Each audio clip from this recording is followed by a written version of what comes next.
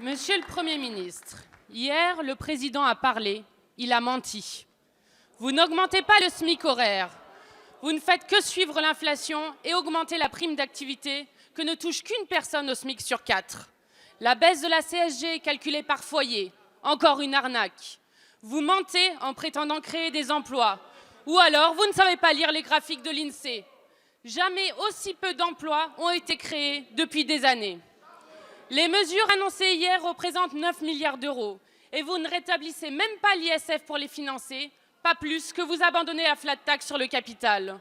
On vous voit d'ici revenir avec vos obsessions de coupe budgétaire. Autrement dit, vous allez continuer à détruire les services publics qui sont demandés massivement par les gilets jaunes.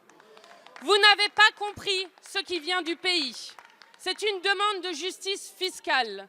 Qu'enfin, ceux qui gagnent plus paient à proportion de leur richesse. Que les grosses entreprises soient plus imposées que les petites. Là-dessus, pas un mot hier. Le pied de nez au mouvement des Gilets jaunes ne mettra pas fin à la mobilisation. Vous n'avez pas compris ce qui vient du pays. C'est une demande de vie digne contre la vie chère. Vous ne revalorisez pas le point d'indice des fonctionnaires gelé depuis si longtemps.